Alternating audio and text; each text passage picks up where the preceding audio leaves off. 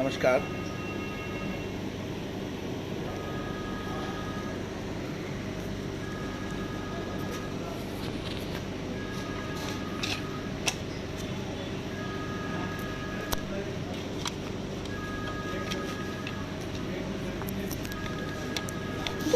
Live के लिए ऐसे ही रखना पड़ेगा, शर्त है। चलिए ठीक, कोई बात नहीं। नमस्कार।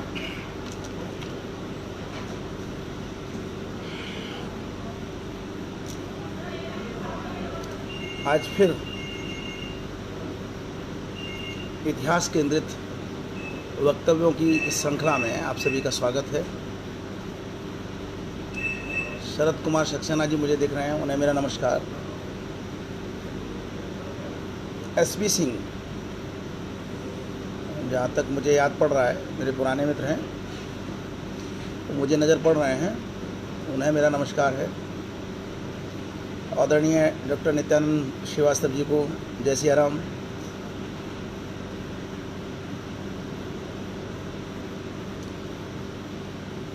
आज मैं जी सुनील प्रकाश भारद्वाज जी भी मुझे नज़र आने लगे, उन्हें भी मेरा नमस्कार। अनूप वर्मा भी आ गए हैं, उन्हें भी नमस्कार। दीपांकर द्विवेदी को मेरा स्नेह।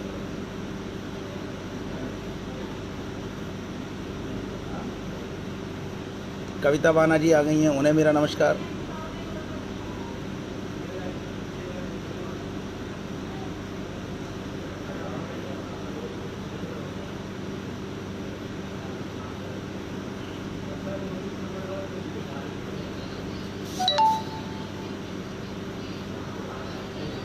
कल मैं जोगेंद्र नाथ मंडल पर बोलने के लिए उत्सुक था और 1 घंटा 6 मिनट होने के बाद भी मैं जोगेंद्र नाथ मंडल पर नहीं बोल सका। कारण कि अभी तक हम केवल जोगेंद्र नाथ मंडल का ही नाम जान रहे थे, जो पूर्वी बंगाल में पाकिस्तान बनते समय मुस्लिम लीग के साथ थे।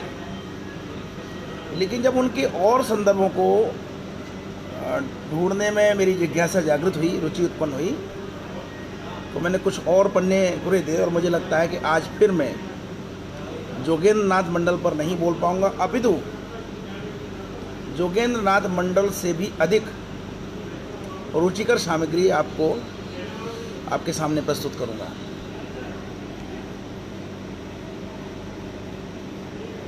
दिल्ली से सिद्धार्थ शंकर जी जुड़ गए हैं, उन्हें मेरा नमस्कार। आशुतोष त्रिवेदी, उन्हें भी मेरा स्नेहिल नमस्कार। राहुल पाठक को मेरा स्नेहिल नमस्कार। राजीव बेलवाल जी जुड़े हैं, उन्हें भी मेरा नमस्कार। राजीव बेलवाल जी तो राजनीति से बहुत अच्छे जुड़े हुए हैं, हमारे कानपुर के सांसद रहे। मुरली मनोहर जोशी जी के साथ बहुत उनकी पूरी जिम्मेदारियां इन्होंने निभाई हैं। विनीत कुमार सारथे जी, उन्हें भी मेरा नमस्कार। उषा रानी राव जी को मेरा नमस्कार। और विजय प्रताप, मेरे मित्र विजय प्रताप तिवारी भी मुझे दिख रहे हैं, उन्हें भी मेरा नमस्कार। आज मेरे मित्र डॉक्टर राजेश श्रीवास्तव ने, जो पिछले 2 मंगलवारों से राम के ऊपर वेबिनार कर रहे हैं, अगले मंगलवार को भी शायद करने वाले हैं, तो उस वेबिनार में उन्होंने मुझे भी सम्मिलित किया और बड़ा अच्छा लगा। उस वेबिनार में उन्होंने दुनिया भर के सारे देशों के लोगों को जोड़ रखा था। मुझे तो नाम भी याद नहीं रहे। जापान से थी, ट्रिनिडाड और टोबैगो से थे, और थाईलैंड से थे, और कई देशों के लोग वहाँ पे जुड़े हुए थे। तो उन लोगों ने जो रामायण का विस्तार है, उस विस्तार पे चर्चा की। मुझे भी बोलने का मौका मिला और मैंने निवेदन किया। उस वेबिनार में अयोध्या शोध केंद्र के निदेशक डॉक्टर योगेंद्र प्रताप सिंह भी थे। तो मेरा निवेदन बस यही था कि हम दुनिया भर की रामायणों की जो विषय वस्तु है उसको तो संग्रहित कर ही रहे हैं, लेकिन हमें इस बात की भी चिंता करनी चाहिए कि यहीं पे हमारे बहुत बड़ा वर्ग, और बहुत बड़ा वर्ग करोड़ों की संख्या वाला वर्ग, राम को काल्पनिक पात्र मानता है, राम पर जरा भी अपनी आस्था नहीं रखता, अपितु राम को लेकर हास्यास्पद स्थितियां उत्पन्न करता है। मैं क्योंकि अपने 2 वक्तव्य राम के विषय में दे चुका हूं, इसलिए मैं बहुत ज़्यादा आज बात नहीं करूंगा। मेरा तो मूल केंद्र ही इस विषय पे है कि ये जो समुदाय जो राम का विरोध कर रहा है, ये हमारी सनातन संस्कृति को चाहे अनचाहे बहुत क्षति पहुंचा रहा है। ये लोग अक्सर कहते हैं कि चाहे विवेकानंद हों, चाहे रामकृष्ण परमहंस हों, चाहे महात्मा गांधी हों, चाहे चैतन्य महाप्रभु हों, चाहे कोई भी हो, जातिगत भेदभाव का दंश कोई नहीं मिटा पाया। यह जातिगत भेदभाव का दंश मिटना चाहिए। मैं इनकी इस बात से पूर्णतः सहमत हूँ। जातिगत दंश मिटना चाहिए, जातिगत भेदभाव मिटना चाहिए, लेकिन इस जातिगत भेदभाव को मिटाने में सबसे बड़ी बाधा वे खुद भी हैं। भारत के इतिहास को अगर हम देखें तो उनके जो महानायक हैं, उन्होंने जातिगत भेदभाव मिटाने के लिए कोई प्रयास नहीं किया, वंचितों के उत्थान के लिए कोई प्रयास नहीं किया, केवल और केवल सनातन संस्कृति के प्रतीकों पर प्रहार किया है। और यह प्रहार बौद्ध धर्म से लेकर अभी हाल तक निरंतर चला आ रहा है। और जब आप सनातन संस्कृति के प्रतीकों पर आप प्रहार करेंगे तो फिर आप ये कल्पना करें कि जातिगत भेदभाव मिट जाएगा, जातिगत दंश मिट जाएगा। दूरियां बढ़ाने में तो आप ही आगे आ रहे हैं। आप जबरन कहना चाहते हैं कि नहीं, हम तो विज्ञान पे चलेंगे और हम जो है इस तरह की आस्थाएं नहीं रखेंगे। अच्छी बात है, आप आस्थाएं मत रखिए, कौन कहता है आस्थाएं रखिए, लेकिन झूठे विज्ञान पर भी मत चलिए। मुझे लगता है कि आप निरंतर बौद्धिकता बुद्धि की बात करके कहीं ना कहीं झूठे विज्ञान की तरफ चले जाते हैं। और ये झूठा विज्ञान किस प्रकार से है, आपको ज्ञात होना चाहिए कि सनातन संस्कृति का जो मूल वाक्य है वो है अस्तो मा सद्गमय, यानी कि हमें सत्य की ओर ले चल। सनातन संस्कृति को मानने वाला निरंतर सत्य की ओर अग्रसर होता है। और आप बुद्धि की तो बात करते हैं, लेकिन आपको जो दिख रहा होता है, केवल जो दिख रहा होता है, आप उस पर केंद्रित होते हैं। आपको यह ज्ञात होना चाहिए कि केवल दिखने वाली चीज़ें ही सत्य नहीं होती। बहुत सारे उदाहरण हैं, बहुत सारे चुटकुले हैं कि कभी कभी लोग सिक्का समझकर तपती धूप में कुछ भी उठा लेते हैं। आप सारा समझ रहे होंगे, मुझे बताने की आवश्यकता नहीं है। बाद में कहते हैं कि लोग तो जो है बताइए थूकते भी सिक्के की तरह। तो कुछ इस तरह की स्थितियां हैं। मृग मरीचिका का नाम सुना होगा। आप लोग पता नहीं किस मृग मरीचिका में जीते हैं कि ऐसा होगा, वैसा होगा, ये होगा और वो होगा, और अंततः परिणाम हर बार परिणाम जोगेंद्रनाथ मंडल की भांति निकल के आता है। जो आप कहीं के नहीं रहते। और बड़े आश्चर्य का विषय है कि मैं जोगेंद्रनाथ मंडल का, और मैं ही नहीं, अब तो बहुत सारे लोग जोगेंद्रनाथ मंडल का नाम लेने लगे हैं, लेकिन जब मुझे बड़ा आश्चर्य हुआ कि इन्हीं नामों में एक नाम और है, और वो है नाम रसिक लाल विश्वास का। तो आज मेरा मन है कि जोगेंद्रनाथ मंडल कल हो जाएंगे। आज हम रसिक लाल विश्वास के बारे में कुछ जानें, लेकिन उससे पहले थोड़ी सी जानकारियाँ इसलिए कि प्राय ये कहा जाता है कि बड़ा अत्याचार था, बड़ा शोषण था, और सदियों से त्रस्त करके रख दिया। तो आप जिस वैज्ञानिकता की बात करते हैं वो वैज्ञानिकता सत्य पर टिकी होती है। आपको सत्य पर टिकना चाहिए। और वो सत्य क्या है? वो सत्य है, कल मैंने आप ही के शोध किए हुए ग्रंथों में से जो एक संजय गजभिये की पुस्तक थी, जोगेंद्रनाथ मंडल पे। आज भी मैं उस पुस्तक को लेके बैठूंगा। तो उस पुस्तक में से ही मैंने आपको बताया कि बड़े गर्व के साथ आप कहते हैं कि राजा राम मोहन राय और ईश्वरचंद विद्यासागर जैसे लोग मात्र 30-40 विद्यालय बना पाए, और हमारे नायक गुरचांद ठाकुर ने 1096 विद्यालय बनाए।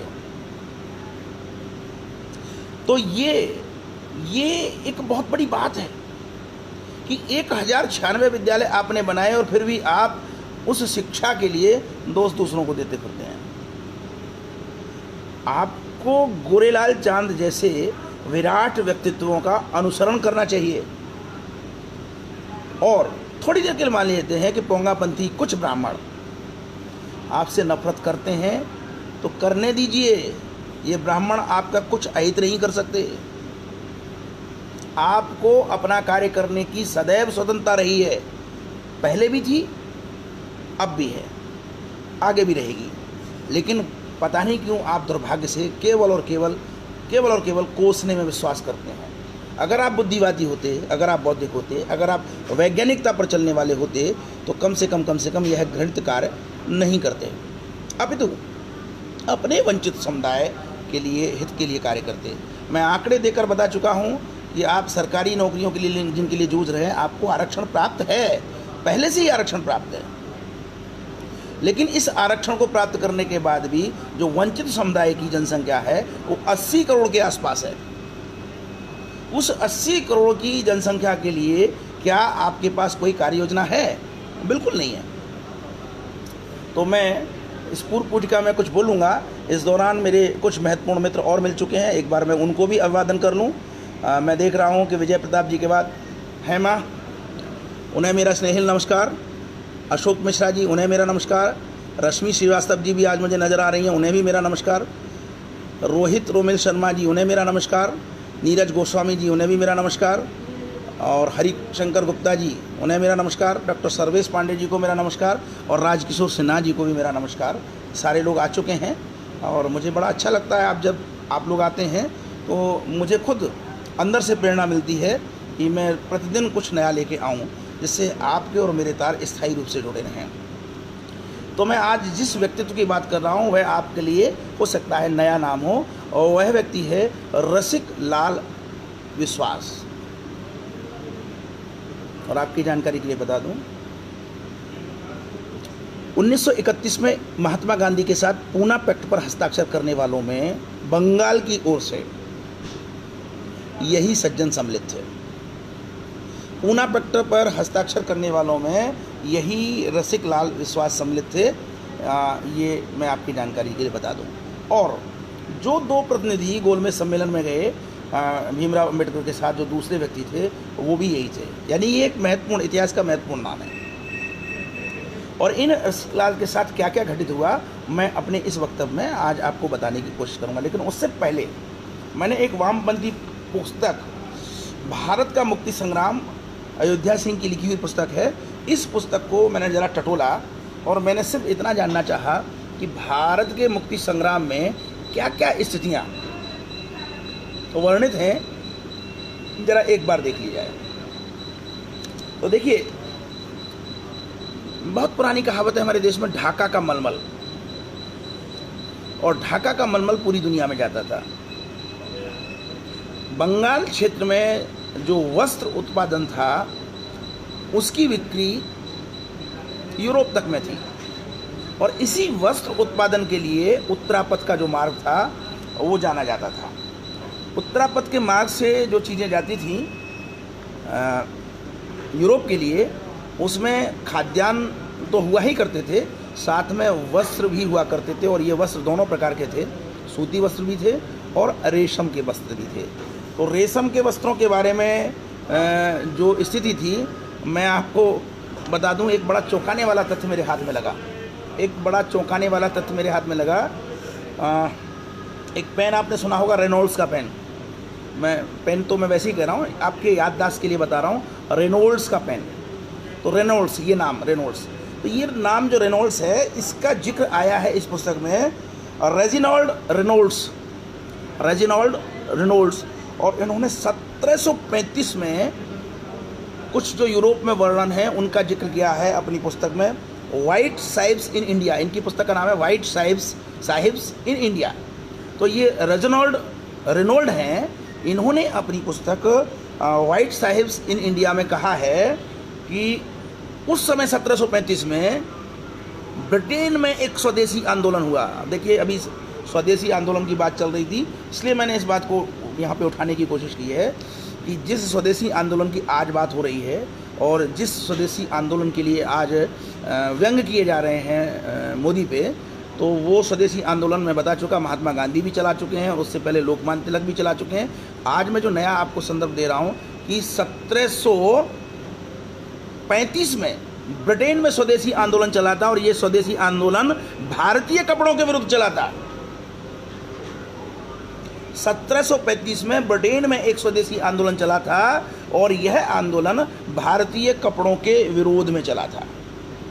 और इसी आंदोलन के बाद ईस्ट इंडिया कंपनी ने एक निर्णय लिया कि अब बुने हुए कपड़े के रूप में भारतीय कपड़े ब्रिटेन नहीं जाएंगे, अपितु सूत के रूप में, रेशम के सूत के रूप में ईस्ट इंडिया कंपनी ब्रिटेन में इन चीज़ों को ले जाएगी और वहाँ की जो मशीनें हैं, वहाँ की जो फैक्ट्री हैं, वो कपड़ा बुनेंगी। ये कितनी महत्वपूर्ण बात है।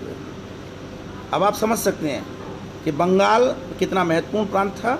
और निश्चित रूप से मैंने आपको कल बताया ही था कि बंगाल तो वह प्रांत था जहाँ 950 से पहले ब्राह्मण नाम की प्रजाति ही नहीं थी। ब्राह्मण नाम की प्रजाति ही नहीं थी। और क्यों नहीं थी, इसके भी पर्याप्त कारण है। मैंने बहुत मंथन किया और विचार किया और पाया कि मूलतः जो बंगाल का क्षेत्र है वो वन्य क्षेत्र है। आज भी हमारे बहुत सारे वन्य क्षेत्र हैं। अब तो खैर संसाधन बढ़ गए हैं तो लोग बस रहे हैं, लेकिन फिर भी छत्तीसगढ़ जैसी जगहों पे जंगलों में ब्राह्मण नाम की प्रजाति आज भी नहीं है। इसी प्रकार से उस समय बंगाल के उन सघन वन क्षेत्रों को पार करके जो भूमि थी वहाँ तक ब्राह्मण समुदाय नहीं पहुँचा था। यह दुर्गम क्षेत्र थे और दुर्गम क्षेत्र होने के कारण ही वहाँ पे दुर्गा पूजा जैसी चीज़ें थी। और ये 950 के आसपास वहाँ पर पहली बार 5 ब्राह्मण कन्नौज से ले जाकर बल्लाल सेन ने वहाँ ब्राह्मणों की प्रतिष्ठा की।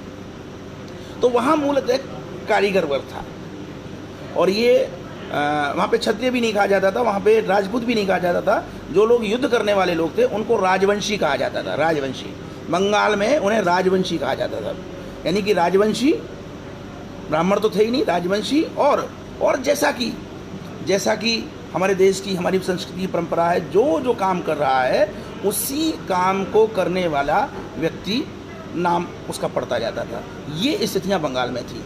तो सबसे पहले ईस्ट इंडिया कंपनी ने यह प्रतिबंध लगाया कि बुने हुए वस्त्र भारत से ब्रिटेन नहीं जाएंगे, उस 1735 के ब्रिटेन के स्वदेशी आंदोलन के बाद।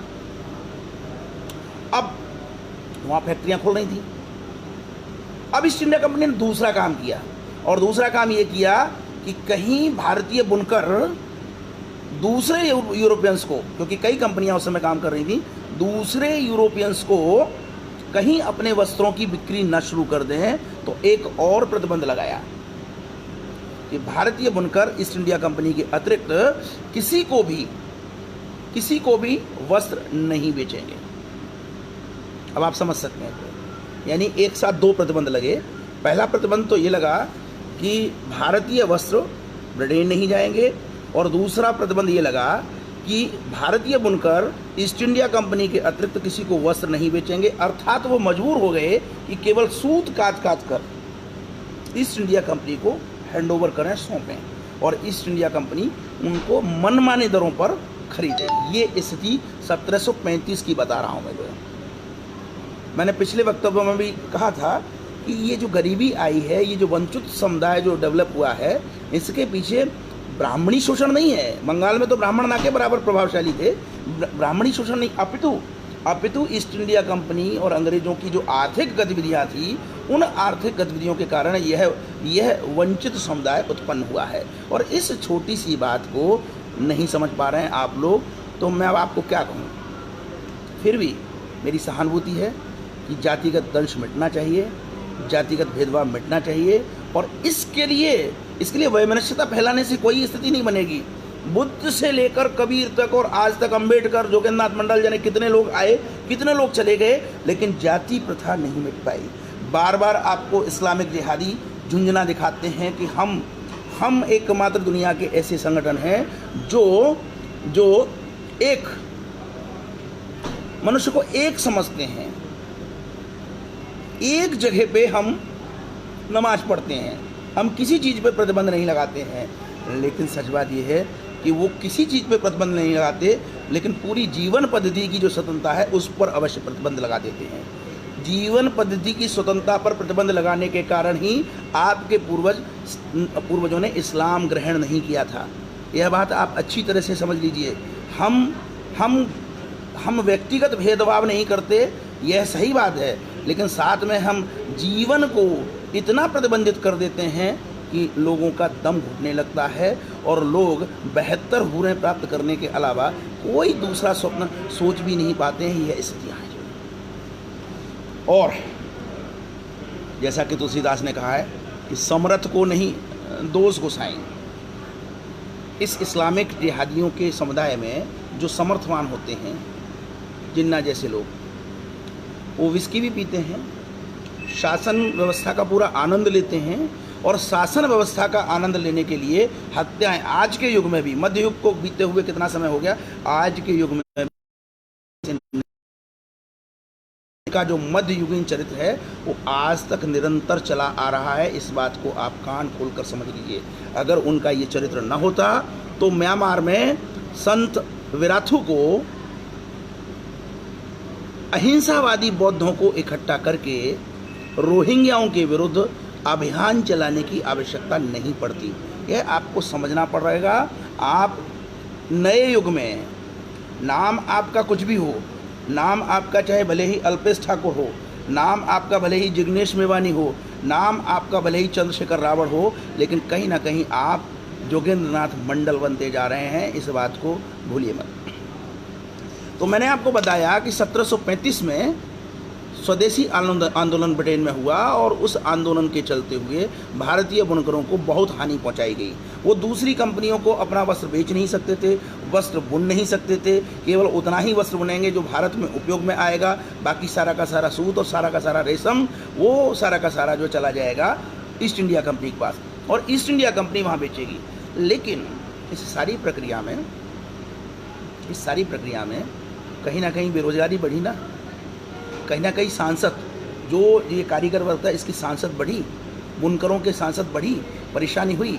और उधर क्या हुआ कि धीरे धीरे जैसे जैसे यूरोप में जनसंख्या बढ़ी, मांग बढ़ने के बाद 17 मार्च 1769 को, यानी कि 1735 से सिर्फ 34 वर्ष के अंदर 17 मार्च 1769 को कोर्ट ऑफ डायरेक्टर्स ने अपने ईस्ट इंडिया कंपनी के प्रतिनिधियों के पास एक संदेश भेजा, और वो संदेश भेजा कि भैया कच्चे रेशम की पैदावार बढ़ाओ।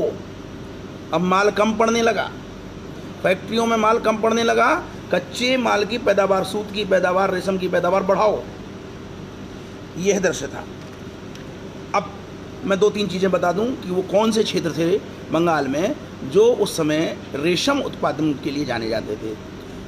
रेशम के उत्पादन में कासिम बाजार, मुर्शिदाबाद, ग्वालियर, राजशाही, जंगीपुर, मुर्शिदाबाद, कुमारखाली, नदिया, मालदा, राधानगर, हुगली, रंगपुर और रांगामाटी, ये सारे के सारे क्षेत्र रेशम उत्पादन के लिए जाने जाते थे। और जब इन बुनकरों को हानि होने लगी तो जैसा कि इस वामपंथी पुस्तक में वर्णित है, मैं आपको स्पष्ट कर दूं, यह भगवावादी, क्योंकि राष्ट्रवादियों को भगवावादी कहा जाता है, यह पुस्तक जिसके मैं दृष्टांत दे रहा हूँ, यह भगवावादी पुस्तक नहीं है, यह वामपंथियों की पुस्तक है।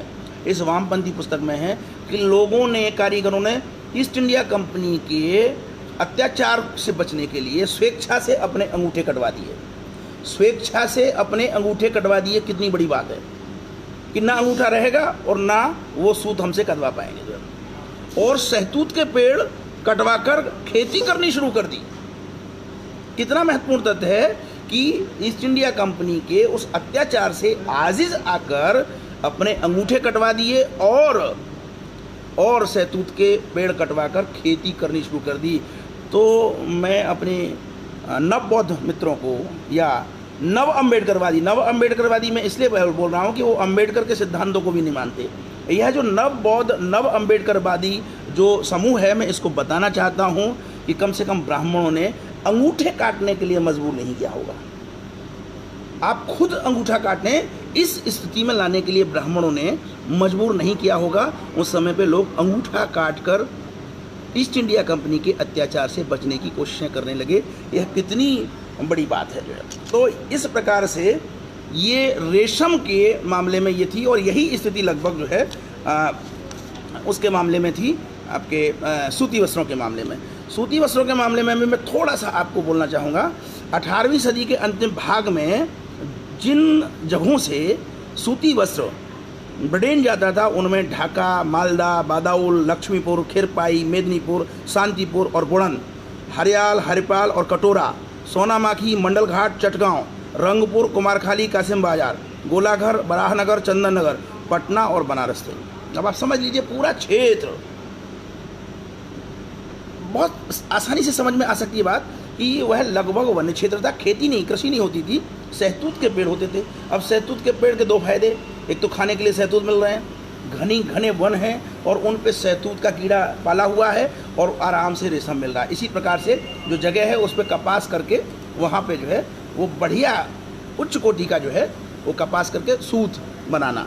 और जाहिर सी बात है यह जितने भी व्यवसाय होते हैं परंपरागत रूप से होते हैं, और जैसे जैसे पीढ़ियाँ बीतती हैं वैसे वैसे दक्षता आती है, वैसे वैसे औजार पनपते हैं, नए नए औजार पनपते हैं। तो ये स्थितियाँ थी उस समय बंगाल में। और उस समय पे जो वस्त्र बनते थे उन वस्त्रों के भी तरह तरह के नाम थे। कुछ नामों की सूची इस पुस्तक में दी हुई है, मैं आपको बता रहा हूँ। इन केंद्रों पर बनने वाले विभिन्न प्रकार के सूती वस्त्रों में मलमल, तंजेब, आबरू, आलाबेली, नयनसुख, बदनखास, सरबती, तारिंदम, सरकार अली, जामदानी, हमाम सिरबंद, डोरिया, खासबाप्ता, सानो, गाढ़ा, अमृति, छीट, झूना, रंग और जंगल खास आदि थे। अब आप समझ लीजिए कि सूती वस्त्रों की ही इतने प्रकार की वैरायटी थी। कोई फैक्ट्री नहीं थी, कोई मशीन नहीं थी, सब कुछ कुटीर उद्योग के रूप में हो रहा था और वस्त्रों की इतनी वैरायटी। जब ये प्रसंग हम पढ़ते हैं तो सोच लीजिएगा कैसा महसूस होता है। काश 8वीं कक्षा के बच्चे को ये पढ़ाया जाए कि बंगाल में वस्त्र उद्योग इतना विकसित था कि ब्रिटेन की पूरी यूरोप की पूरी वस्त्र आपूर्ति भारत द्वारा होती थी और वहाँ 1735 में इसके विरुद्ध स्वदेशी आंदोलन आया। तो किस तरह का भाव उत्पन्न होगा आप समझ लीजिए। कब तक हम इस विकृत इतिहास के सहारे आपस में वैमनस्यता बढ़ाकर लड़ते रहेंगे, यह बहुत विचारणीय बातें हैं। यह तो तय है कि इस वस्त्र उद्योग को करने वाले, कुटीर उद्योग को करने वाले ब्राह्मण नहीं थे, बिल्कुल ब्राह्मण नहीं थे। ब्राह्मण का काम तो दान दक्षिणा पे, अगर हम पुरानी कल्पना कर लें, दान दक्षिणा पे चलने वाला एक दृश्य था। वो अपना मुहूर्त निकाल दिया, चंद्र ग्रहण बता दिया, तिथियां बता दी और थोड़ा पूजा पाठ मंत्र पढ़ दिए और बदले में जो है दक्षिणा ले ली। अब तक जो गांव में जो स्वरूप चला आ रहा है मूल रूप से ब्राह्मण का स्वरूप वही था। ब्राह्मण दक्षिणा पर आश्रित रहने वाला जीव था। कुछ लोग कहते हैं ब्राह्मण संगठित जाति थी। मैं इस चीज़ को भी नहीं मान सकता।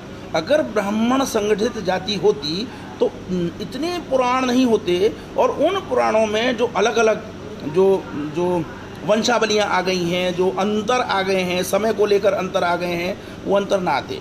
यह भी गलत तथ्य है कि ब्राह्मण एक संगठित जाति थी। ब्राह्मण संगठित जाति नहीं, अपितु जो स्थानीय केंद्र, स्थानीय गांव होता था वहीं उसी का भाग होता था, उससे अलग बिल्कुल नहीं होता था। ये ऐसा मेरा मानना है। तो कहीं ना कहीं ब्राह्मण के स्वरूप को बहुत बुरी तरह से विकृत कर दिया गया है। ब्राह्मण को जिस तरह से दिखाया जा रहा है कि शायद दुनिया में सबसे बड़ा शोषक अगर कोई है तो ब्राह्मण है। और ये नैरेटिव्स हमें तोड़ने होंगे। इन तोड़ने के लिए शोध की आवश्यकता है और इन शोधों को करने के लिए हमें टीम जुटानी है मिल के कड़ी मेहनत करनी है। बहुत अच्छे संकेत वैसे मिल रहे हैं और मैं उम्मीद करूंगा कि जो हमारे स्थायी रूप से जो मित्र जुड़े हुए हैं, मैं जिन चीज़ों को सामने रख रहा हूं उनको गंभीरता से ग्रहण करेंगे। मैं आपको आगे बता देता हूं, जो रेशम के लिए स्थिति थी वही स्थिति सूती वस्त्रों के लिए थी और उन पे भी यह प्रतिबंध लगा हुआ था कि वे किसी भी दूसरे व्यापारी को, ईस्ट इंडिया कंपनी के अलावा किसी भी दूसरे व्यापारी को अपने वस्त्र नहीं बेचेंगे। और जब ये कानून बनाने के बाद स्थिति यह आ गई कि दूसरी कंपनियां, दूसरी डच कंपनियां या फ्रेंच कंपनियां जिस स्थान के लिए उस ज़माने में 7 रुपये देती थी, ईस्ट इंडिया कंपनी उस स्थान के लिए 3 रुपये 9 आने देने लगी, यानी लगभग आधा। जिस चीज़ के लिए फ्रेंच कंपनियां, डच कंपनियां और हॉलैंड की कंपनियां, यहाँ तक कि पुर्तगीज कंपनियां 7 रुपये देती थी, कानून बनाने के बाद अपने अधिकार क्षेत्र में बंगाल को लेने के बाद ईस्ट इंडिया कंपनी उसी चीज़ के लिए 3 रुपये 9 आने देने लगी, ठीक आधा रेट कर दिया। कोई प्रतिस्पर्धा नहीं। किस प्रकार शोषण किया जाता है, जो शोषण चिल्ला रहे हैं, किस प्रकार शोषण किया जाता है, उस शोषण को समझ लीजिए। क्या ब्राह्मणों ने या उस युग में शासन करने वाले क्षत्रियों ने इस तरह के प्रतिबंध इन बुनकरों पर लगाए होंगे? कभी नहीं। उस युग में तो इस तरह का व्यापार करने वाले को पर्याप्त अवसर और पर्याप्त छूट होती थी। स्थानीय जो भी तंत्र था वो केवल अपना कर लेता था, अपना कर, और उस कर के अतिरिक्त उसको कुछ भी नहीं चाहिए था। यहाँ तो दृश्य ही दूसरा हो गया। यहाँ तो अब राजा व्यवसाय करने वाला है। ईस्ट इंडिया कंपनी राजा हो गई और वो खुद व्यवसाय कर रही है और खुद आधे रेटों पे चीज़ों को खरीद रही है। तो जो कारीगर समुदाय है उसका वंचित होना स्वाभाविक है। इस प्रकार से इन्होंने एक प्रकार से गुलाम बना दिया। इसी को गुलाम बनाना कहते हैं। ब्राह्मणों ने कभी भी कारीगर वर्ग को इस प्रकार से गुलाम नहीं बनाया। गुलाम बनाने वाली जो स्थितियां उत्पन्न की वो ईस्ट इंडिया कंपनी के कर्णधारों ने की। यह बात जरा सी समझने की आवश्यकता है और इस इतिहास को लोगों तक ले जाने की आवश्यकता है। अब देखिए, मैं आपको बता रहा हूँ, 19 जुलाई 1786 को एक 21 नियमों का रेगुलेशन पास किया ईस्ट इंडिया कंपनी में, जिसमें क्या क्या हुक्म थे मैं उनका जिक्र करता हूँ आपको। प्रत्येक जुलाहे का एक टिकट होगा जिस पे उसका नाम, वासस्थान और उस कोठी का नाम, कोठी फैक्ट्री को वो कोठी कहते थे, उस कोठी का नाम होगा जिसके माथे वो काम कर रहा है।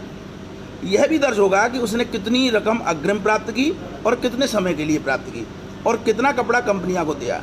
रेगुलेशन 11 में कहा गया था कि अगर कोई जुलाहा निश्चित अवधि के अंदर कपड़ा न दे सकेगा, अगर कोई जुलाहा निश्चित अवधि के अंदर उस निश्चित कपड़े को ना दे सकेगा तो कंपनी का एजेंट उसके ऊपर पहरेदार बिठा सकेगा कि कहीं वो कपड़ा किसी दूसरे व्यापारी को तो नहीं दे रहा है।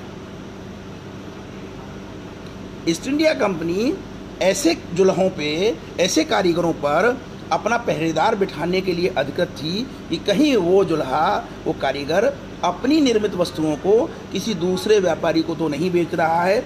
इतना प्रतिबंध था। और मज़े की बात यह है कि जो पहरेदार नियुक्त किए जाते थे, इनका खाने पीने का खर्चा उस जुलाहे पर मत्थे मढ़ा जाता था।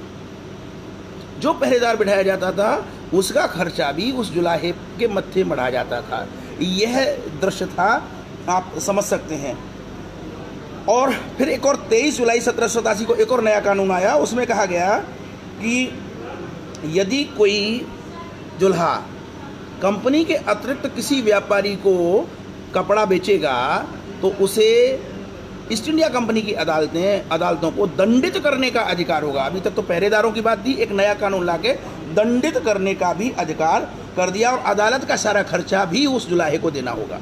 अदालत का सारा खर्चा भी उस जुलाहे को देना पड़ेगा। इस तरह के दृश्य थे। तो ये बंगाल की स्थिति थी उस समय। और अगर उस समय जो मैं कल जिनका जिक्र कर रहा था, गुरचांद ठाकुर, अगर 1096 विद्यालय बनाने की स्थिति में आए तो यह, इसके पीछे जो कारण था वो जो जुलाहों की पीढ़ी दर पीढ़ी आ रही अपने कार्यों के कारण जो संपन्नता थी वह थी।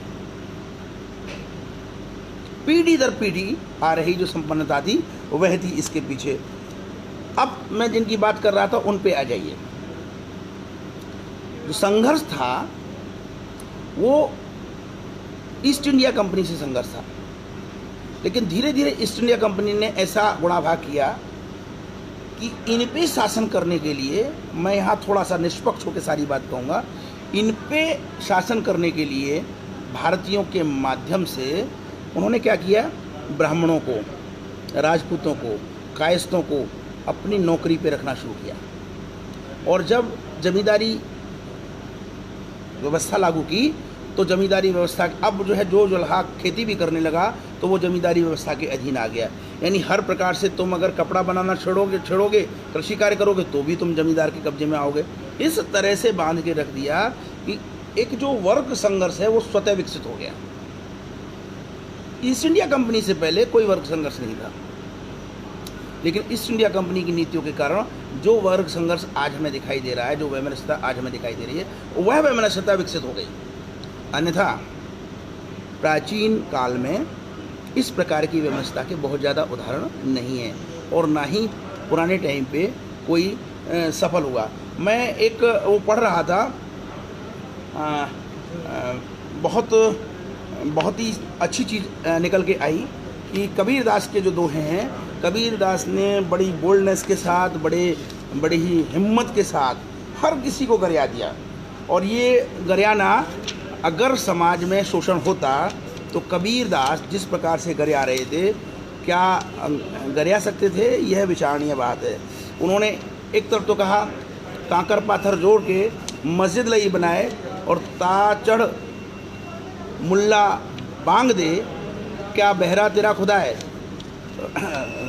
उल्टा बोल गया। कांकर पाथर जोड़ के मस्जिद ली बनाए और ताचड़ मुल्ला बांग दे, क्या बहरा तेरा खुदा है। इसी तरह से जो है पाहन पूजे हर मिले तो मैं पूजूं पहाड़, और घर की चकिया कोई ना पीस खाए संसार। और इसी प्रकार से उन्होंने एक और दोहा था, मैं वो ढूंढ रहा हूँ जरा, एक बहुत सुंदर दोहा था कि सिर मुड़ाने से अगर जो है मोक्ष प्राप्त होता है तो फिर तो भेड़ों को सबसे पहले मोक्ष प्राप्त होना चाहिए। वो तो आए दिन मुड़ाई जाती हैं जो है। तो ये सिर मुड़ाने वाले आप समझ सकते हैं कौन है? बौद्ध। तो यानी ना उन्होंने ब्राह्मणों को छोड़ा, पोंगापंथी ब्राह्मणों को छोड़ा, ना मुल्लाओं को छोड़ा और न ही बौद्धों को छोड़ा। ये हिम्मत कबीर के अंदर अगर आ सकती है तो वो ऐसे समाज के अंदर आ सकती है जहाँ पे जीवन जीने की स्वतंत्रता है। जहाँ जीवन जीने की स्वतंत्रता नहीं है वहाँ तो आदमी को अंगूठा काटना पड़ता है और हत्याएं होती रहती हैं।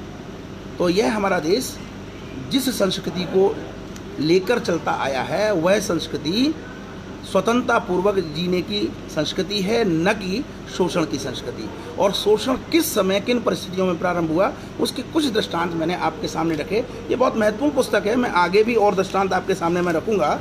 लेकिन मैं जो मूल बात करना चाह रहा था वह रसिक लाल विश्वास पे बात करना चाह रहा था।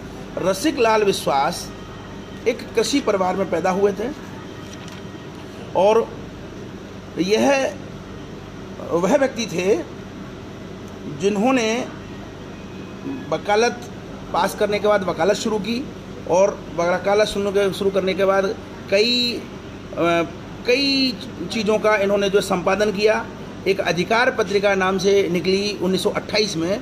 तो अधिकार पत्रिका के संपादक रसिक लाल विश्वास बने और न केवल वो बने, इन्होंने अब जब अधिकार पत्रिका निकली तो क्योंकि 1928 तक ईस्ट इंडिया कंपनी के प्रभाव से, जिन्हें हम सवर्ण, पहली चीज़ तो पहले सवर्ण शब्द था ही नहीं, ये सवर्ण शब्द गढ़ने वाली भी ईस्ट इंडिया कंपनी थी। ईस्ट इंडिया कंपनी ने विभिन्न कानूनों के माध्यम से किस प्रकार से भेदभाव बढ़ाया, इस पे एक अध्ययन करने की आवश्यकता है। ये मेरे दिमाग में है, इस पे अध्ययन पे जुटना होगा क्योंकि बहुत सारे कानून ऐसे थे उनके जिसके माध्यम से ये जो भेदभाव है ये बढ़ा। तो इस पे हमें कार्य करने की आवश्यकता है। तो अछूत समाज को जागृत करने के लिए इन्होंने ऐसे समाचार पत्रों में ऐसी चीज़ें आती हैं कि साहब सवर्ण बहुत अत्याचार कर रहे हैं और साहब अछूत समाज की उन्नति होनी चाहिए। अभी मैंने सिद्ध किया कि जो जिसको अछूत समाज कहा जा रहा है, अवंचित समाज कहा जा रहा है, उसके उसके वंचित होने के पीछे ईस्ट इंडिया कंपनी थी। लेकिन जब ये नए लोग निकल के आए, ब्रिटिशर्स के स्कूलों में पढ़ के आए और इन्होंने समाचार पत्र आदि निकालने शुरू किए, तो क्योंकि ब्रिटिशर्स के स्कूलों में पढ़ के आ रहे थे तो वहाँ ये एक नई पट्टी पढ़ के आ रहे थे। इस तरह से इनको समझाया गया और सिखाया गया कि देखो ये सदियों से सवर्ण तुम पे अत्याचार कर रहे हैं। यानी कि अगर एक तरीके से देखा जाए तो अंग्रेजों ने भारत को प्रारंभ से ही 3 पार्टों में, 3 हिस्सों में बांटने का एक यत्न शुरू किया। एक तरफ तो वो सवर्ण हिंदुओं को, तथाकथित सवर्ण हिंदुओं को लेकर चल रहे थे, दूसरी तरफ शह दे रहे थे इस्लाम वालों को भी, और तीसरी तरफ ये जो अछूत शब्द है या जिसको हम वंचित समुदाय कहते हैं, इसको भी शह दे रहे थे तरह तरह से। यानी कि पूरी प्लानिंग, जो एक मुहावरा कहा जाता है फूट डालो राज करो, तो प्राय ये फूट डालो राज करो का जो मुहावरा है ये हिंदू मुस्लिम के लिए कहा जाता है। लेकिन सच बात ये है कि ईस्ट इंडिया कंपनी ने भारत की जनता को 3 भागों में बांटने का षड्यंत्र किया और प्रत्येक के अलग अलग प्रतिनिधि हो गए। एक के प्रतिनिधि जवाहरलाल नेहरू हो गए, दूसरे के प्रतिनिधि जिन्ना हो गए और तीसरे के प्रतिनिधि अंबेडकर हो गए, जोगेंद्रनाथ मंडल हो गए। इस प्रकार से 3 समूहों में बांटने का काम ईस्ट इंडिया कंपनी ने किया, और जिससे कि आपस में वैमनस्यता हो जाए और हम स्थायी रूप से राज करें। अब यहाँ मैं महत्वपूर्ण बात कह रहा हूँ कि इस सारी प्रक्रिया में बहुत ध्यान से इस बात पे मेरी पे गौर फरमाइएगा। मैं संकेतों में बात कहूँगा, क्योंकि इसके लिए पहले एक शोधपरक आलेख जब तक नहीं आएगा तब तक आधिकारिक रूप से कहने का मतलब है कि वही कहने लगेंगे लोग कि यह तो बकवास करते हैं। आप सारे क्रांतिकारियों की सूची बनाइए जिन्होंने आत्मिक उत्सर्ग करके ब्रिटिश शासन के साथ लड़ाई लड़ी। तो वो लोग कौन थे? वो इस्लामिक समुदाय के लोग कितने थे, वंचित समुदाय के कितने लोग थे, और जो ये बचा हुआ जो समुदाय है जिसको आज सवर्ण कह दिया जाता है, सामान्य जाति कह दिया जाता है, जनरल जिसको कहते हैं, उस समुदाय से कितने लोग थे। एक सूची बनाकर देखिए। जब आप सूची बनाएंगे तो प्राणों के उत्सर्ग करने वाले जो लोग हैं वो एक ही वर्ग से निकल के आए। यानी एक प्रकार से देखा जाए तो हमारा भारत 4 हिस्सों में बंट गया। एक वो हिस्सा जो इस्लामिक कानूनों के तहत चल रहा था, दूसरा वह हिस्सा जो जोगेंद्रनाथ मंडल या अंबेडकर जैसे लोगों के नेतृत्व में उदासीन होकर चल रहा था, अपनी लड़ाई लड़ रहा था, तीसरा मजे की बात है ये लड़ाई उनकी उस वर्ग से थी जिसने आत्मिक उत्सर्ग किया, और एक चौथा बड़ा हिस्सा था वो था अवसरवादियों का। गांधी जी के नेतृत्व में और नेहरू जी के नेतृत्व में अवसरवादियों का एक हिस्सा। हमारा समाज स्वतंत्रता प्राप्त करने से पहले ही इस प्रकार से 4 हिस्सों में बंट चुका था। काश ये सब बंटवारा होने के बाद आज़ादी मिली और हम सारी चीज़ों को सुचारू रूप से सहेज लेते। लेकिन ये जो अवसरवादी जो हिस्सा, चौथा हिस्सा था, इस हिस्से ने शासन करने के लिए ईस्ट इंडिया कंपनी और ब्रिटिशर्स की नीति को ज्यों का त्यों वापस अपनाया, और ज्यों का त्यों वापस अपनाने के बाद वोट बैंकों के रूप में सबको अलग अलग करके और राजनीति उस निचले स्तर तक ले आए जो आज हमें सीधे सीधे दिख रही है। सीधे सीधे हमें दिखाई दे रहा है कि किस निचले स्तर पर राजनीति पहुंच चुकी है। इस समय राष्ट्रवादी चिंतन करने वाले लोगों को एकजुट होकर, खाली एकजुट होने से काम नहीं चलेगा, एकजुट होकर तथ्यों को सामने, अकाट्य तथ्यों को, जैसे मैं ये जो बोल रहा हूँ ये अकाट्य तथ्य हैं, इन अकाट्य तथ्यों को आम युवा पीढ़ी के सामने लाना होगा। अब हम सोचें कि नहीं कोर्स बदल जाए, सिलेबस बदल जाए, तो कोर्स और सिलेबस जिन लोगों को शासन करना है, विशेष रूप से उसमें ब्यूरोक्रेट्स शामिल हैं। भले ही कांग्रेस एक तरफ चली जाए, लेकिन ब्यूरोक्रेट्स अभी भी शासन करने के लिए वही भावना रखते हैं जो कांग्रेस की भावना है या जो अंग्रेज़ों की भावना थी। तो वो इतनी आसानी से चीज़ों को नहीं बदलने देंगे। इसलिए हमको ज़मीनी स्तर पर स्वयं कार्य करने होंगे, और जब हम ये स्वयं कार्य करेंगे तब जाकर ये चीज़ें बन के आ पाएंगी। रसिक लाल विश्वास एक तरफ पूना पैक्ट में साथ रहे, तो दूसरी तरफ जब गोलमेज सम्मेलन हुआ तो गोलमेज सम्मेलन में भी इन्होंने भाग लिया, और जब गोलमेज सम्मेलन से भाग लेकर जब ये वापस आए तो पूना पैक्ट के समय पे जो चीज़ हुई गांधी जी ने जो अनशन किया, तो उस समय पे सार्वजनिक रूप से गांधी जी को अशोभनीय शब्द बोलने वाले व्यक्ति का नाम और रसिकलाल विश्वासी था। उन्होंने कहा ऐसे 2-4 गांधी मर जाने से कोई फर्क नहीं पड़ता, क्योंकि हर रोज अछूतों के घर में बिना दूध दबा के सैकड़ों बच्चे मर रहे हैं, ऐसे में एक वृद्ध गांधी जी के मरने से देश को क्या फर्क पड़ता है। इस तरह के विचार रसिकलाल विश्वास के थे। अब आप अंदाजा लगा लीजिए। अब इन रसिकलाल विश्वास के साथ हुआ क्या, मैं वो बताता हूँ। रसिकलाल विश्वास ने 1945 में 25-26 अप्रैल को शेड्यूल कास्ट फेडरेशन का बहुत बड़ा अधिवेशन कराया, बहुत बड़ा अधिवेशन कराया। और जैसे ही डायरेक्ट एक्शन आया 1946 में, ये रसिकलाल विश्वास दुम दबाकर पूर्वी बंगाल से भागे और उड़ीसा के शरणार्थी कैंप में जाके अपनी जान बचाई। डायरेक्ट एक्शन के समय, मुस्लिम लीग के डायरेक्ट एक्शन के समय यह अपने निवास से अपना सब कुछ, जमीन आदि सब कुछ छोड़कर भारत भागे आए। उसके बाद शरणार्थी स्थल पे पहुंचे और शरणार्थी स्थल पे पहुंचे और उड़ीसा में जाके इनको जब भेज दिया गया, तो उड़ीसा में इन्होंने वहाँ पे कहा कि यहाँ सुविधाएं नहीं है, तो फिर इनको छत्तीसगढ़ में भेजा गया। और आज़ादी मिलने से पहले ही छत्तीसगढ़ के पाखनजोड़ नामक स्थान पर 12 फरवरी 1947 को बड़ी ही दयनीय अवस्था में ये मृत्यु को प्राप्त हुए।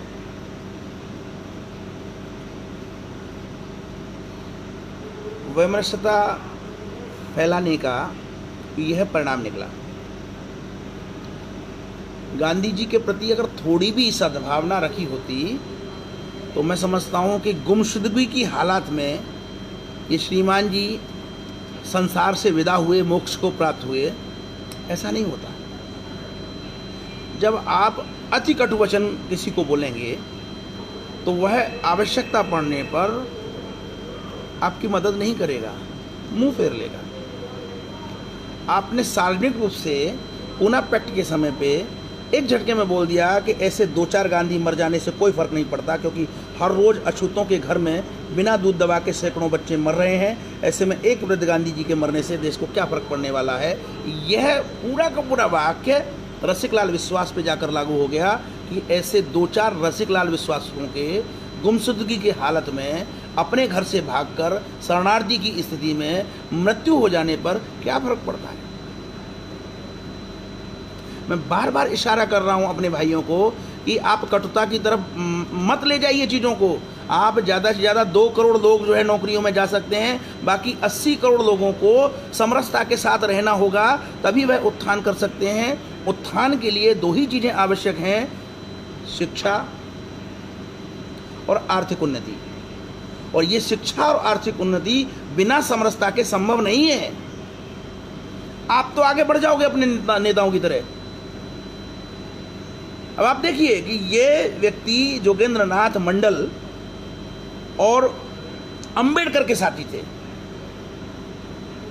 12 फरवरी 1947 को आज़ादी मिलने से पहले जब इनकी मृत्यु हुई, तो वही अंबेडकर जो पूना पैक्ट में थे, क्या इनके मंत्री बन चुके थे, देश के पहले कानून मंत्री थे। और मैं आपकी जानकारी के लिए बता दूं कि आज़ादी मिलने से पहले ही जोगेंद्र नाथ मंडल भी भारत के, देखा जाए तो हमारे अंबेडकर तो आज़ादी मिलने के बाद कानून मंत्री बने, जोगेंद्र नाथ मंडल तो जो अंतरिम मंत्रिमंडल बना 1946 में जवाहरलाल नेहरू के नेतृत्व में, उसमें ही भारत के पहले कानून मंत्री बन गए थे। भारत के पहले कानून मंत्री बन गए थे और उनके मंत्री रहने के बावजूद रसिकलाल विश्वास की यह दुखद मृत्यु गुमनामी की स्थिति में होती है। और रसिकलाल विश्वास छोटा मोटा नेता नहीं, ऐसा नेता जो पूना पैक्ट के समय पे हस्ताक्षर करने वालों में से एक है, उसकी ये दुर्दशा होती है। ये बहुत विचारणीय बात है। इस दुर्दशा के लिए कोई ब्राह्मण दोषी नहीं है। इस दुर्दशा के लिए उनकी खुद कटता भरी जो ज़िंदगी है वो दोषी है। मेरे सामने एक नाम और आज निकल के आया है, मैं उस नाम पर भी चर्चा करूंगा थोड़ा सा। मैंने क्योंकि जोगेंद्रनाथ मंडल को कल के लिए छोड़ा है, तो मैं उस नाम पे भी चर्चा करूंगा।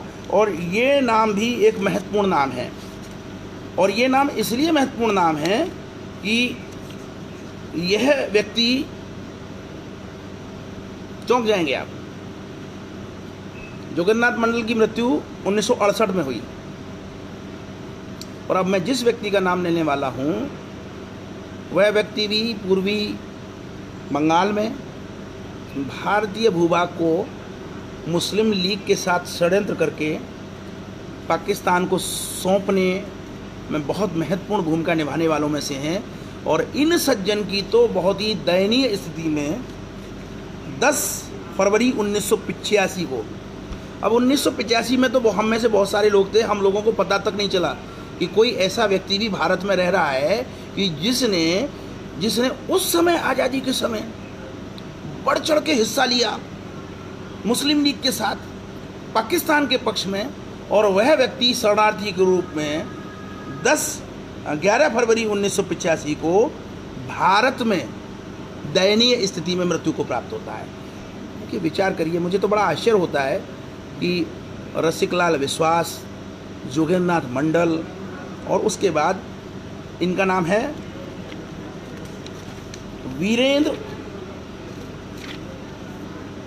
वीरेंद्रनाथ विश्वास। वीरेंद्रनाथ विश्वास वो व्यक्ति हैं जो लंबे समय तक भारत में रहे, पूर्वी बंगाल में रहे, पूर्वी पाकिस्तान में रहे। यानी कि जोगेंद्रनाथ मंडल तो पहले ही भाग के आ गए 1953 में, लेकिन ये वीरेंद्रनाथ विश्वास समझौता करते हुए बहुत समय तक पूर्वी पाकिस्तान में रहे। यहाँ तक कि जब बांग्लादेश बना तो मुजीबुर रहमान की मुक्ति वाहिनी के सदस्य रहे। और मुक्ति वाहिनी के सदस्य रहने के बाद जब 1975 में मुजीबुर रहमान की जब हत्या की, ठीक है, वहाँ पे आपको मुजीबुर रहमान का साथ मिल गया तो आप बहुत दिन टिक लिए, लेकिन अंततः हश्र तो वही होना है। तो मैं ये बहुत महत्वपूर्ण बात इन लोगों को बताने वाला हूँ कि एक जोगेंद्रनाथ मंडल 1953 में आ गए, लेकिन एक व्यक्ति फिर भी वहाँ टिका रहा, वीरेंद्रनाथ विश्वास नाम का व्यक्ति। वो न केवल टिका रहा बल्कि उसने बांग्लादेश बनवाने में महत्वपूर्ण भूमिका निभाई, पूर्वी पाकिस्तान को बांग्लादेश में परिवर्तित करने में बहुत बड़ी भूमिका निभाई। और मुजीबुर रहमान के साथ कंधे से कंधा मिलाकर साथ दिया मुक्ति वाहिनी में। लेकिन जिस समय 1975 में मुजीबुर रहमान और उनके साथियों की हत्या की गई कट्टरपंथी मौलवियों द्वारा, कट्टरपंथी मुल्लाओं द्वारा, इस्लाम को स्थापित करने की चाहत में, तो इन वीरेंद्रनाथ विश्वास को भी भागकर 1975 में भारत आना पड़ा। और भारत में आकर आजकल धारावी का बहुत नाम चल रहा है, धारावी की झोंपड़पट्टी, कलकत्ता के ऐसे स्लम एरिया में झोंपड़पट्टी में अपना जीवन बिताना पड़ा। कलकत्ता के स्लम एरिया में झोंपड़पट्टी में अपना जीवन बिताना पड़ा और अंततः 11 फरवरी 1985 को इनका देहांत हुआ। तो ये जो जय भीम और जय मीम के नारे लगाने वाले लोग हैं, ये बहुत अच्छी तरह से जान लें कि 3 लोगों को, 3 बड़े नेताओं को, आज़ादी के समय के 3 बड़े नेताओं को, जिसमें रसिकलाल विश्वास, जोगेंद्रनाथ मंडल और तीसरा जो नाम मैंने लिया वीरेंद्रनाथ विश्वास, इन लोगों को, ये जो जय भीम वाले लोग हैं, इनसे जान बचाकर भागना पड़ा है। पहले व्यक्ति को कब भागना पड़ा? जब डायरेक्ट एक्शन हुआ। दूसरे व्यक्ति को डायरेक्ट एक्शन के समय रसिकलाल विश्वास को भागना पड़ा, और वो तो आज़ादी से पहले ही निपट गए। दूसरे व्यक्ति जोगेंद्रनाथ मंडल मंत्री रहे, सारी सुख सुविधाएँ ली, और सारी सुख सुविधाएँ लेने के बाद 1953 में जब वहाँ पे बहुत बड़े पैमाने पर धर्म परिवर्तन होना शुरू हुआ, इस्लाम कलमा पढ़वाना शुरू हुआ, वो तब भागे और वो 1968 में मोक्ष प्राप्त हुए, निर्वाण प्राप्त हुआ उन्हें जो, यानी एक को फरवरी 1947 में आज़ादी मिलने से पहले निर्वाण प्राप्त हुआ, दूसरे को 1968 में निर्वाण प्राप्त हुआ, और तीसरा कब भागे? तीसरे तब भागे कि जब मुजीबुर रहमान और उनके साथियों को कट्टरपंथियों ने गाजर मूली की तरह काटना शुरू किया, तो देखा कि अब यहाँ पे जो है जय भीम और जय मीम नहीं हो सकता है, भागो।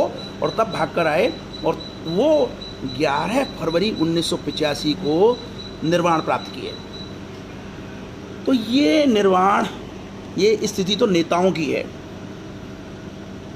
यह स्थिति तो नेताओं की है। भारत जब तक स्थापित है, भारत में जब तक सनातन संस्कृति है, हे नवबौद्धों, हे नव अम्बेडकरवादियों, आपकी जान माल को कोई खतरा नहीं है। विश्वास रखिए, आपकी जान माल को कोई खतरा नहीं है, न आपके पूर्वजों की जान माल को खतरा रहा है। लेकिन जब आप जय भीम के साथ जय मीम करेंगे तो जो स्थितियां उत्पन्न होंगी वो तुरंत नहीं आएंगी, उनमें समय लगेगा। जब वो स्थितियां उत्पन्न होंगी तो आपको अंततः निर्वाण प्राप्त करना ही पड़ेगा। मैं बहुत खुली बात बोलता हूँ, जिसको मेरी आलोचना करनी है करे, लेकिन जो सत्य है वो सत्य रहेगा। मेरी सनातन संस्कृति सत्य के रास्ते पे चलने वाली है और सत्य को निर्भीकता से कहना हमें आना चाहिए। तो बंधुओं, आप में बहुत रचनात्मकता है, बहुत ऊर्जा है, बहुत क्षमता है। इसका रचनात्मक उपयोग करिए, इसका सृजनधर्मी उपयोग करिए। अगर आप इसको विध्वंस की तरफ ले जाएंगे तो आपको अपने नेताओं की तरह निर्वाण प्राप्त होगा। और अगर ये निर्वाण प्राप्त की स्थिति न होती तो म्यांमार में संत असीन विराथू अहिंसावादी बौद्धों को हथियार उठाना ना सिखाते। हथियार उठाना सिखाने के लिए रोहिंग्याओं के नरभक्षी आदतों को चलते हुए असीन विराथू को जम के संघर्ष करना पड़ा। और असीन विराथू के उस संघर्ष के कारण आज ये रोहिंग्या म्यांमार में वापस नहीं घुस सकते। बांग्लादेश भी उनको नहीं ले रहा है। लेकिन यहाँ जय भीम और जय मीम के नारों के चलते हुए जिस समय भारत के करोड़ों मजदूर सड़कों पर अपने अपने घरों के लिए परिवारों के साथ पैदल ही निकल पड़े हैं, उस समय ये रोहिंग्या विभिन्न धर्मनिरपेक्ष राज्यों में